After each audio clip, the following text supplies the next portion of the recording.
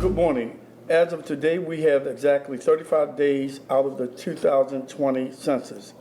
This is a reminder to all residents of Baltimore City. The census is coming on April the 1st. The number of people counted will affect you, your family, and your entire community. So let's make sure we all get counted. The census is easy and it takes only 10 minutes to answer 9 questions. You can respond online, by mail, or by calling a live person. For more information, visit census2020.baltimorecity.gov or call 410-396-4900. That website again is census2020.baltimorecity.gov or call 410-396-4900. Now to the business of the day. I'm here today to roll out another city initiative, Clean It Up campaign. But before we announce this new component, I'd like to talk about our pothole repairs effort.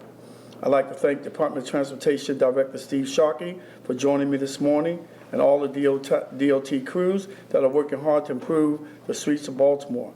As you know, we recently kicked off the 50-day pothole challenge as part of my Clean It Up campaign to beautify the city of Baltimore. With this 50-day challenge, it is my goal to complete 100 pothole work orders per day for the next 50 days to dramatically improve roadways in Baltimore. And so far, we've done very well with this initiative. Since the start of the challenge just 2 weeks ago, the Department of Transportation has filled over 1,000 potholes. That means we've just met just over 20% of our goal. But to continue this pace, we need your help. For this challenge to be successful, we need all city residents to report potholes to 311 so that together we can improve city streets.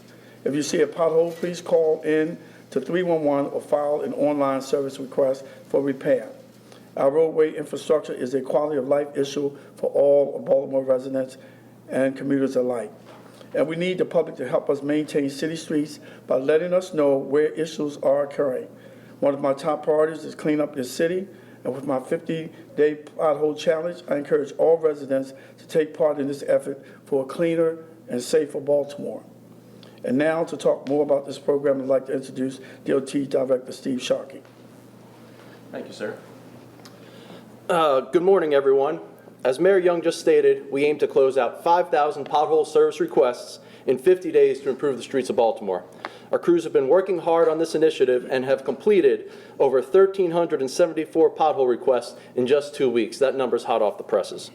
We're excited that we're on track to meet 100 work orders per day. I'm extremely proud of the crews. They are getting out there. They're getting after it. It's amazing to see them rising to the challenge. For this initiative, though, to be a success, we still need more Baltimore residents to call into 311. We're out there patrolling the main gateways and the other larger roads every day, but it's harder for us to find the ones in the backs of your smaller neighborhoods, your residential streets. Find those potholes and call them in, and we're going to come get them. So by reporting potholes to the 311 DOT system, DOT crews can make those repairs. We can find them, we can track them, and we know where they are. On average, we have 6 to 8 crews deployed each work day for pothole repairs, and additional forces are utilized during the busy winter months. We are in the busiest time of the year for pothole season, and we need your help to maintain those city roadways. We encourage everyone to assist us with this important initiative by reporting potholes to 311. The Department of Transportation is committed to Mayor Young's 50-day pothole challenge, and with your help, we can improve the streets of Baltimore City together. Thank you. Thank you. Any questions as it relates to that? Once you fix a pothole, how long is it fixed for? How often does this need to be repeated? It depends on the pothole, the time of, every pothole is different, so it really depends. Next one. And just can you explain how these are prioritized once you get the information from residents? Basically, we're at about 99% of closing out the potholes from residents in 48 hours. So we have lots of crews, Monday through Friday. There's 8 crews, and it's going to be done within 48 hours, 98 to 99% of the time for pothole service requests. Does DOT have a quality control program for really just the utility repair when contractors repair the street and then who taxes it, usually poorly? So again, just to be clear, that is not part of this pothole program. However, there are street cut inspectors that review the work that contractors do, both DPW, BGE, Veolia, I'm naming old companies.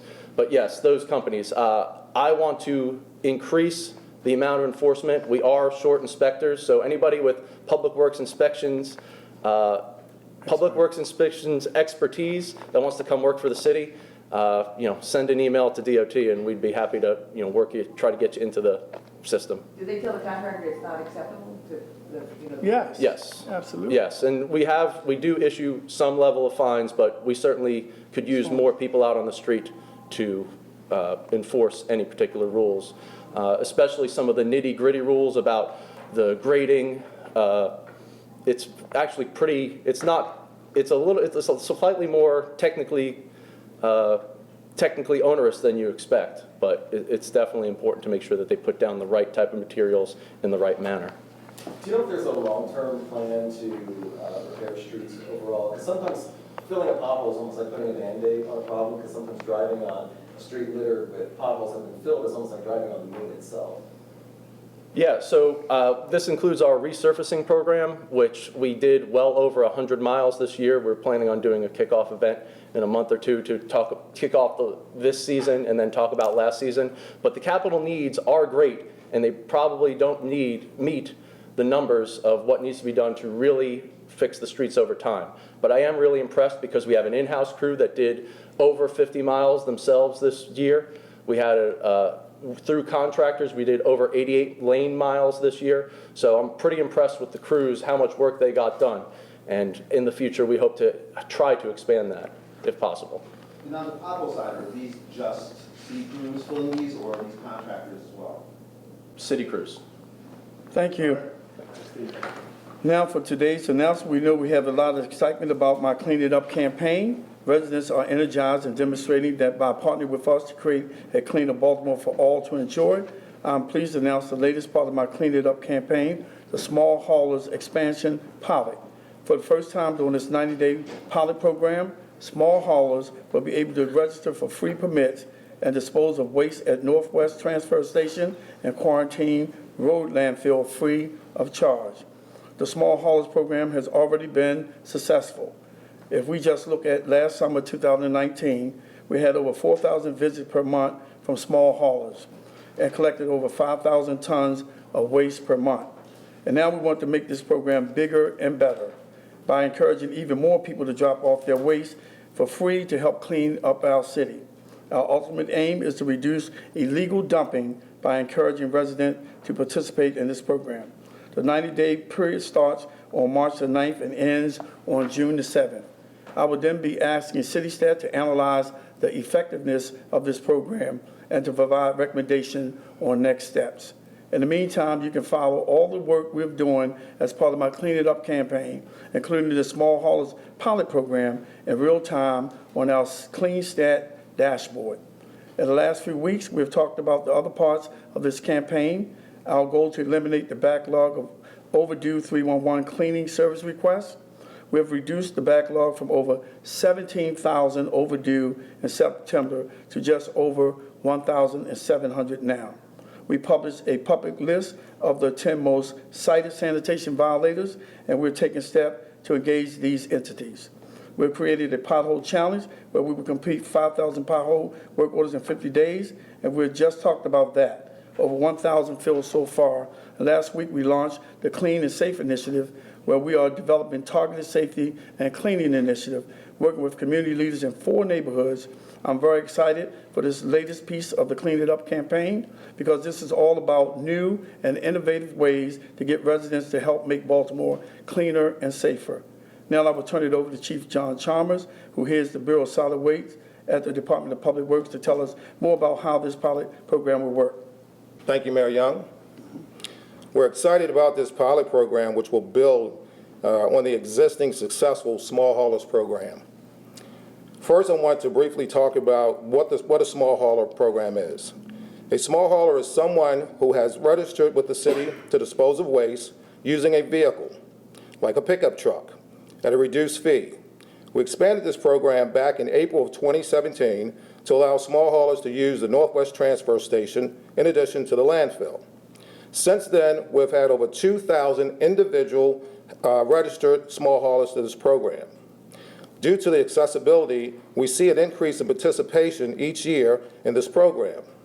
For example, this past summer, we had approximately 4,500 visitors per month and collected about 3,000 tons of debris. The pilot seeks to expand this program by reducing barriers for small haulers. In the process, we hope the pilot will result in reducing illegal dumping.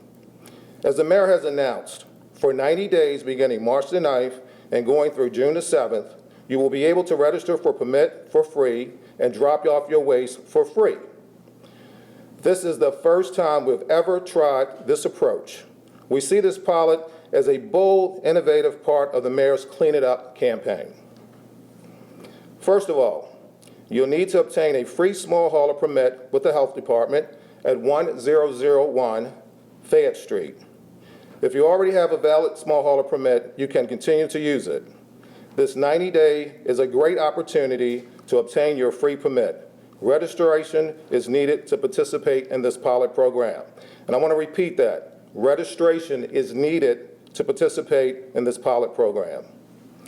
You can drop off your waste at either the Northwest Transfer Station at 5030 Ricestown Road from 7 a.m. to 6 p.m. Monday through Saturday, and the Quarantine Road landfill at 6100 Quarantine Road, 8 a.m. to 3:30 p.m. There are certain materials that you cannot dump. For example, hazardous waste and liquid waste. We're really excited about this pilot program. We hope to see more participants in the Small Haulers program and for residents to join in Mayor Young's Clean It Up campaign. I'd like to give out a big thanks to my team at the Northwest Transfer Station and Quarantine Road, as well as the agency partners in the Department of Transportation, the Fire Department, the Department of General Services for their hard work and support in helping to make this pilot happen. For more information on the Small Haulers pilot, you can go to the website www.baltopi.com/small-haulers for additional information. Thank you.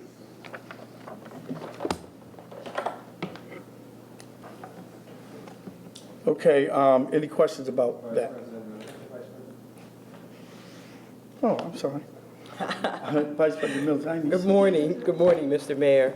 And I just want to thank you for adding this pilot program. As everyone knows, we have a problem with illegal dumping.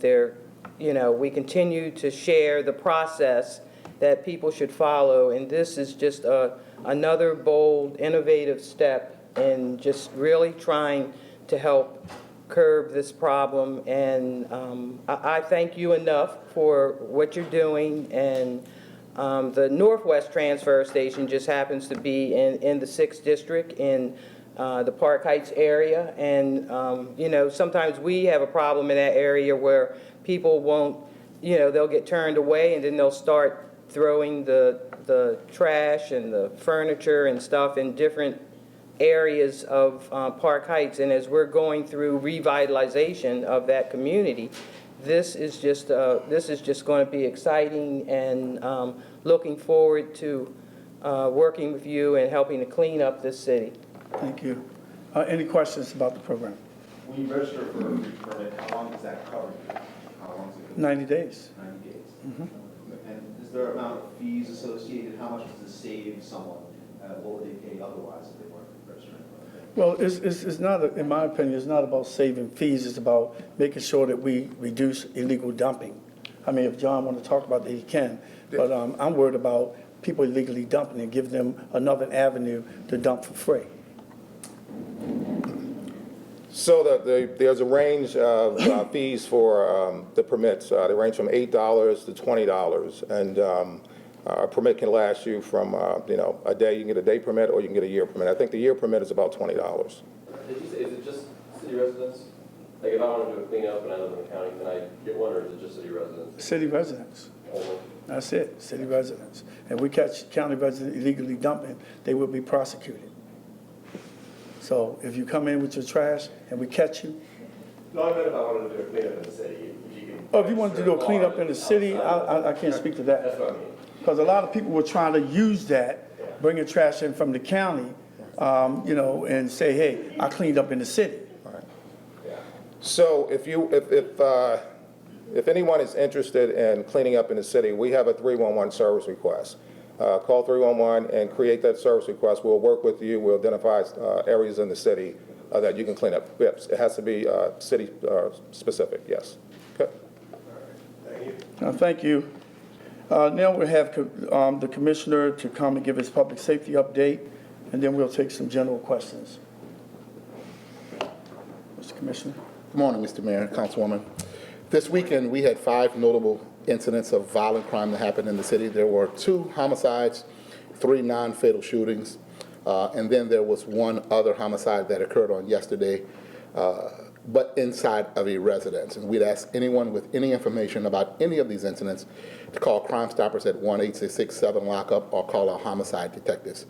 And so that takes us through the weekend and through yesterday. We have, as of today, this year, arrested 21 people for murders in the city, bringing us to a cumulative clearance rate of 56%. And so we want to commend the work of the members of our homicide division and the members of our warrant apprehension task force for going out, making these arrests, and we want to build on this momentum and continue the momentum going forward. Any questions? The 21 people for murders this year, or some of them from last year? Both. Yes, ma'am. If the individual yesterday was 76 years old, Yes, ma'am. I believe so. does that look like a domestic situation? It's under investigation, and what we know is that it was inside of a home, and so detectives are now combing for evidence, video, and we're looking for witnesses, and so we really need anybody with any information to call us right away so that we can clear that pretty quickly. Have you been noticing anything, you know, we're in the 7th week of the year, I guess. Have you been noticing anything that looks different than Baltimore's 40-year violent crime problem at all this year, and any particular place where you might be making progress? Well, we think we're making progress. There's enhanced staffing. We're working to deliver training, formal training to the newer members of our homicide division. And so we wanted to make sure that we had the appropriate staffing level so that we could have the appropriate caseload per detective ratio to give our detectives more time to investigate cases. We believe we're seeing some dividends from that, but we're seeing more information come to us from community members and citizens, and we appreciate that, and we need more of it. What is there a goal for the caseload to detective ratio? Acceptable is 6 new cases per year, and that's an acceptable. I think the best case scenario is 3 per year per detective, but very few departments in America can accomplish that. So that each of your detectives is carrying no more than 6 cases? 6 new cases. 6 new cases? 6 new cases per year. But that's in addition to the old cases? Yes. So what are some of your detectives carrying? Well, we're working on homicide cases, but we still have death investigations that don't fall under homicides. And so we investigate every single death in the city, and the homicide detectives are investigating death investigations and homicide investigations. So the 56% is from the beginning of the year you've arrested 21 people for murder. So Yes. That's 21 for out of how many murders? I believe it is 47 or Whatever 48, we're at today. Okay. but there are some exceptional clearances in there also that account for the cumulative clearance rate. Exceptional being? Either the suspect is in custody on another crime or has died from or expired in some way. Do you know how many of those 21 arrests are for homicides that took place this year? I don't have that breakdown. We can get that to you. But it's the total of this year and previous years. It's a combination of both. Going back as far as? 2 or 3 years, perhaps. Anything else? Is that improved? I know the clearance rate's been a real issue with the department. It's getting better? The clearance rate is getting better. Our protocols about how we investigate are better and improved. Accountability has improved, and when you put all that together, we're seeing some of the dividends of better processes, supervision, accountability, and protocols by which we investigate. Yep. Thank you all. Thank you. Mayor, can I ask you one more quick question? Tomorrow. It's got to be quick, Jane, because I got to Okay, get someone else. tomorrow Captain Q is going to be sentenced. I don't believe he wrote a letter one way or the other about anything, but do you have an opinion on what would be appropriate punishment? No, I don't. It's up to the federal judge, and I don't question the judge and how she or he do their sentencing guidelines. So I have no comment on that. Do you have any response to the Inspector General's office report yesterday on the way youth fund money was distributed and the lack of protocols they found? Well, you know, initially I asked for an audit of the youth fund, and through that audit of the youth fund, things were pointed out. The IG got involved. That's her job, and been very supportive of the IG. And it was just one person, and 99.99% of the other grantees are doing all the right things. So I just commend the IG. We'll be keeping our eyes on it as the mayor's office, and hopefully the council president's office will do the same to make sure that everyone is crossing their T's and dotting their I's. This person who didn't follow the rules, the grants were taken from him. Do you still think there should still be an audit on how the money's been spent so far? We're going to continue to audit like we audit anything in the city of Baltimore. And as you know, I made the youth fund non-political. They have their own structure, and they go about how they grade their grants that they receive and how they support them with no influence from me. I did that purposely. Thank you. All right, thank you, guys.